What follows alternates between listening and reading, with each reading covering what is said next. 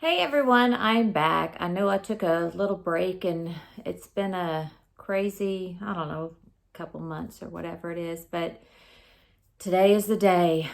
1 year ago, I found out I had breast cancer.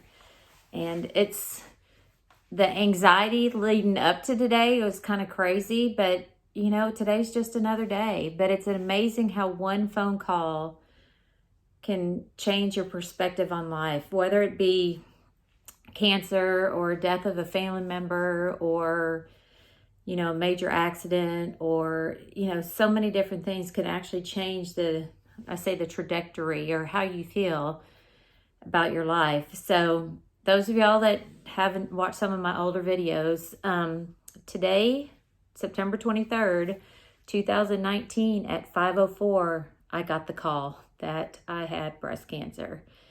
And it's, looking back, it was kind of surreal.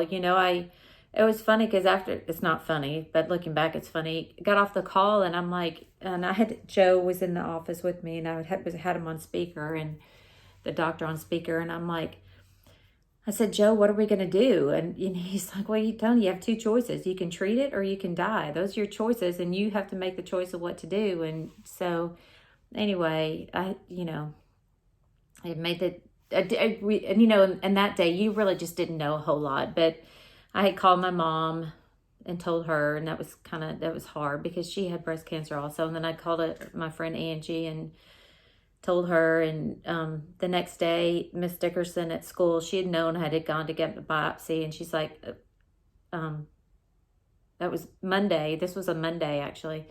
She's like, have you heard anything? I'm like, no, but they tried to call me when I was out of town. So I'm going to call them today on my way home from school. And then the next Tuesday, she called me and my eyes welled up, we didn't know what was going to happen and we didn't know what the treatment plan was and we didn't know anything. And Joe and I had made the decision to not tell anybody until we knew something. And so nobody knew for, man, it was probably like 3 weeks. Nobody knew what was going on. I mean, they knew I had a lot of doctor's appointments, but that was kind of it. So anyway, but I was going to talk about like the last, also in the midst of all of this, your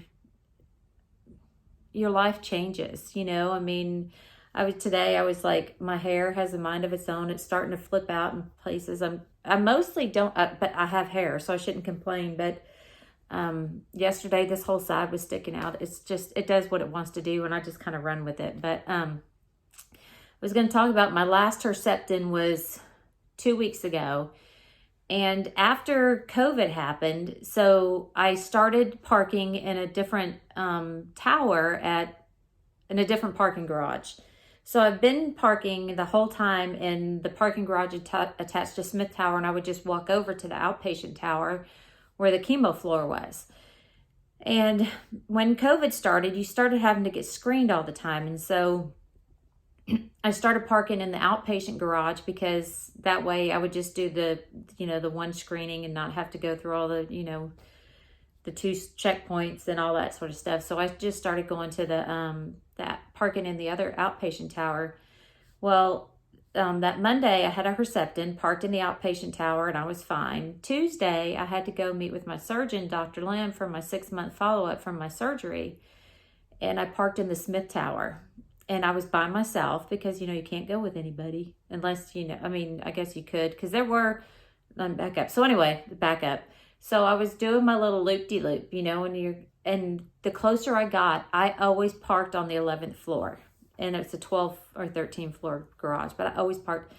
The closer I got to the 11th floor, the faster my heart started racing. And the more I'm like, oh my God, oh my God, oh my God. And I literally had a panic attack in the parking garage because that was the first time I had been in that parking garage since chemo. All the other times I've parked in, and I'm up there every 3 weeks or more, sometimes twice, but I had a panic attack in the parking garage and I'm by myself and I'm sitting there going, okay, breathe through this. I can do this. I can do this. And I'm okay.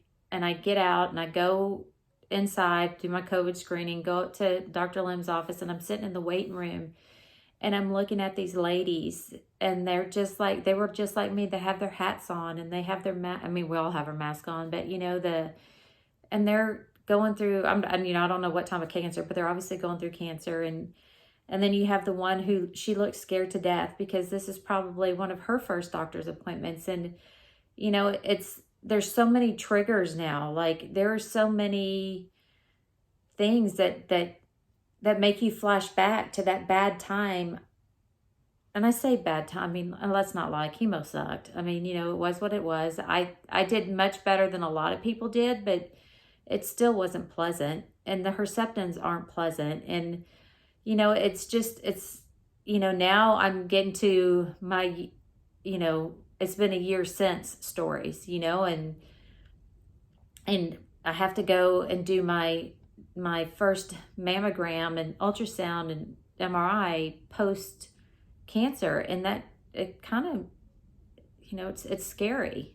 And you're nervous because you know what happened the last time you had it done. So anyway, I just wanted to let you know it's been a year, and my life has definitely changed. My perspective, back to my perspective on stuff, but you look at life totally differently.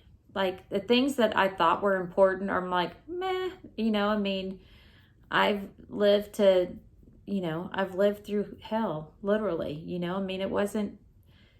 it's interesting because it was probably like 2 weeks ago at school, someone said, they're like, but Tony, you did so well. And I'm like, no, I really didn't. But I made myself get up, and I made myself go to school, and I made myself, pretend to be okay, because in my mind, it's all about mindset. I'm like, I'm okay. I can do this. And so, had I had the mindset that, oh, I feel so sick, and oh, I don't feel good, or whatever, that's how I would have been, which is interesting because on my last Herceptin, it was bad. Like, I got really nauseous, and sometimes I'm fine through it, but the last one I was pretty nauseous, a little dizzy, and it's always, about 20 minutes or whatever. And I sat in my car for a while. I'm like, okay, I have mints and stuff in my car and I do have my anti-nausea medicine with me, but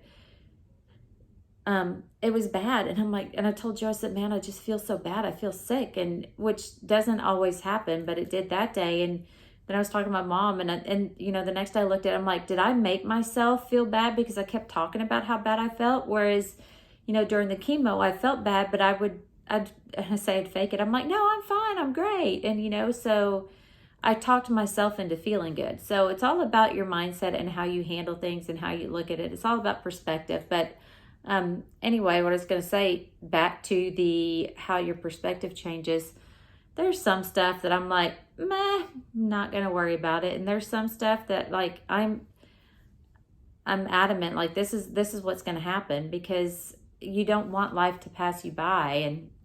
And Joe's totally, it's related, but it's not related. But a couple of weeks ago, Joe's aunt passed away. And, she had been sick, but it was still kind of a sudden thing. And, everybody's like, I wish I could have said goodbye. And I'm like, well, you could have called her, So now it's funny. There's a couple of people, like, they'll get a random text from me saying, hey, I was thinking about you. I just wanted to let you know I was thinking about you, because you might not ever get a chance if you don't. So anyway, the whole point of that is, if you think of someone, call them and tell them, or text them or something, it's an enjoyable, it's people enjoy knowing that other people think about them. So anyway, it's been a year. Happy cancerversary to me. I can't wait till February 13th when I can say I'm 1 year cancer free, but it is the way it is. So I hope all of you have a wonderful day, and I will probably see you a lot more often now that I have new milestones to talk about. It's been a year since. So everyone have a nice day, and I will see you later. Bye.